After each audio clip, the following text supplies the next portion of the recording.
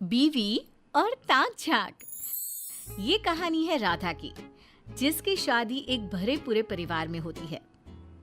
आपके पिताजी ने ये घर अपने और हम लोगों के रहने के लिए बनवाया था। अब यहाँ जिसे देखो वो रहने आ जाता है। अरे तो क्या हो गया, सबका अपना पोर्शन है। अब गांव में तो पता है कोई भविष्य है नहीं। शहर में पिताजी का इतना बड़ा मकान है तो दो दो कमरे अपने भाई भतीजे को कुछ दिन के लिए दे रहे हैं।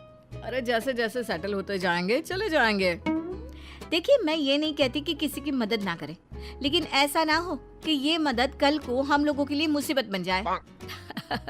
तुम परेशान ना हो, सब ठीक हो जाएगा। कुछ समय निकलता है कि एक रोज अचानक राधा के बाल गिरने शुरू हो जाते हैं। चाची, पता नहीं क्यों मेरे बाल झड़े जा रहे हैं। मैंने डॉक्टर को भी दिखा दिया, लेकिन वो भी कुछ बता नहीं पा रहे। बुरा न मानना राधा, घर इतने लोगों से भरा हुआ है। अरे किसी ने कुछ कर दिया हो तो क्या पता। सब तो यही चाहेंगे ना कि ये मकान उनका हो जाए, फिर चाहे तुम लोग गर्त में चले जाओ। हाँ, ये बात तो है। मैं ना चाची किसी बाबा को बुला कर लाती हूँ। पति के जाने के बाद राधा एक बाबा को घर लेकर आती है। अरे ये घर, इस घर में कोई कैसे रह सकता है? क्यों बाबा, क्या हो गया? इस घर में बुरी आत्मा का साया है। यहाँ कोई शुभ कार्य कभी नहीं हो सकता है। राधा परेशान हो जाती है और शाम को पति को सारी बात बताती है। तुम बाबा को लेकर आई थी? अरे राधा, क्या हो गया है? तुम तो पढ़ी लिखी हो। मेरे बाल लगातार झड़ रहे हैं, डॉक्टर भी नहीं समझ पा रहे कि क्या हुआ है। तो और क्या करती मैं? तुम इन लोगों को बोलो कि मेरा घर छोड़ के चले जाए। तभी वहाँ राजेश की चाची आती है। ये लो राधा, राजेश, मैंने इडली बनाई है, खा लो। वैसे तुम लोग अगर सहारा ना देते तो हमारा पप्पू कैसे पढ़ाई शहर में पूरी करता। हम लोगों के लिए तो तुम लोग ईश्वर की तरह हो। राधा तुरंत उन्हें झड़क देती है। ईश्वर होते तो यूं जादू टोना ना हो रहा होता इस घर में। मेरे बाल झड़े जा रहे, न जाने किसने क्या कर दिया है। अरे बेटा, वो तो मौसम बदल रहा है। बदलते मौसम में तो सबके बाल झड़ते ही हैं। अच्छा, चलती हूँ मैं। चाची सही तो बोल रही थी राधा, बदलते मौसम में सबके बाल झड़ते हैं। और देखा चाची कितनी दुआ देकर गई, ये तुम्हारे बच्चों के काम आएगी। राधा को न जाने क्यों पति की बात समझ में नहीं आती। फिर एक रोज, माँ देखो ना, मेरे ससुर ने शहर में बड़ा मकान क्या बनाया। उनके सारे रिश्तेदार हमारे घर में एक एक करके रहने आ रहे हैं। पूरा घर एक छोटा सा मोहल्ला लगता है। आपको तो पता है घर में कैसे रहती थी मैं, मेरा कमरा बस। देख राधा, तेरा घर नहीं बंगला है। लोग 2 कमरों में संतुष्ट हो जाते हैं। तेरे ससुर ने तो 40 कमरों का मकान बनाया है। बेटा, परिवार में कोई एक भी तरक्की कर लेना तो पूरे परिवार को सेटल कर देता है। तेरे ससुर ने वही किया।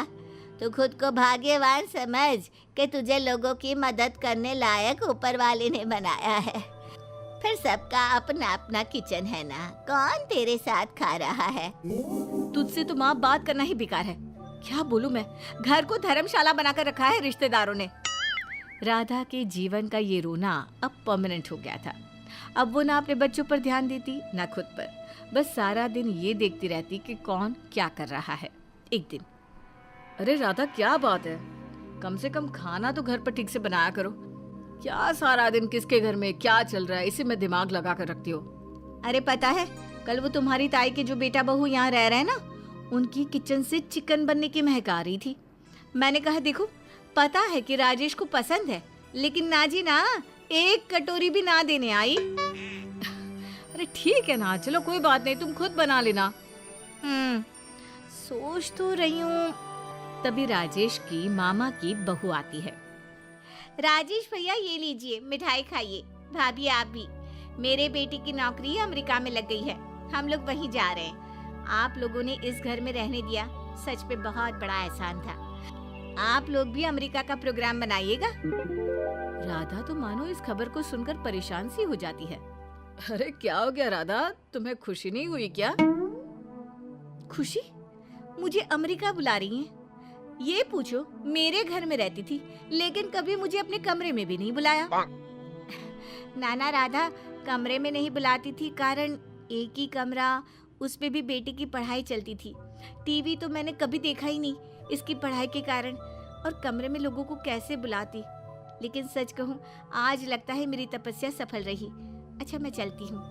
उसके जाने के बाद बढ़िया आई, रहती तो मेरे घर में थी और मुझे ही नीचा दिखाने की कोशिश कर रही है। तभी राधा और राजेश का बेटा आता है। क्या कुशल, कैसी चल रही है नौकरी? कैसी नौकरी पापा, फिर छूट गई नौकरी। अरे करम जले, वो मीना बुआ का बेटा है ना, अमेरिका में लगी है नौकरी। तो माँ कभी मीना बुआ की मेहनत देखी है बेटे के लिए? जान लगा दी थी उसने पढ़ाने में, तूने क्या किया? ट्यूशन लगाकर फ्री। उसकी पढ़ाई भी शहर के बेस्ट स्कूल की है, और तूने कहाँ पढ़ाया मुझे, याद है ना? सारा दिन तो तू लोगों के घरों में झांका करती है, सब पर एहसान चढ़ाया करती। राजेश को बेटे की बात सुनकर गुस्सा आ जाता है। ऐसे बात नहीं करते माँ से, जाओ अंदर। बेटे के अंदर जाने के बाद, बस ये बात तो सही कह रहा है राधा। राधा कुछ कहती उससे पहले ही उन लोगों की एक और रिश्तेदार आ जाती है। राजेश, राधा कैसे हो? वो क्या है ना, मेरे बेटे की शादी है। शादी के बाद परिवार बढ़ेगा और 2 कमरे के मकान में गुजारा मुश्किल है। वैसे भी इस शहर में तुम लोगों के घर रहकर हम लोगों ने काफी तरक्की कर ली है, पर अब बड़ा घर ले रहे हैं। ये शादी का कार्ड, आना जरूर। अब कुशल की भी ना हम लोग बहुत जल्दी शादी करने वाले हैं, तो आप भी आइएगा पक्का।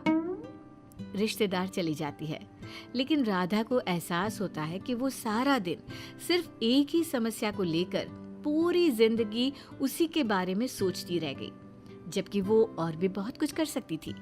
राधा भी अपने बेटे के लिए लड़के ढूंढना शुरू कर देती है, लेकिन लड़की का बाप कहता है, अरे कैसे कर दो शादी, बस घर बड़ा देखकर। पहले ये बताइए कि लड़का करता क्या है, कुछ करेगा तभी तो बड़ा घर चलेगा। बड़ा घर है, वो भी शहर में। अरे बहन जी, सब था फिर भी लड़के को नहीं बना पाई। क्या करती रही सारी जिंदगी। माफ कीजिए, हमें आपकी लड़की का रिश्ता मंजूर नहीं है।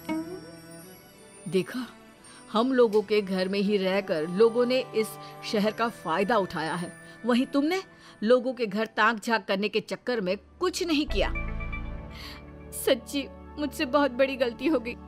मैंने सारा जीवन दूसरों की जिंदगी में ताक झांक करने में लगा दिया, और अपनी लाइफ, जीवन सिर्फ एक बार मिलता है ये तो मैं भूल ही गई।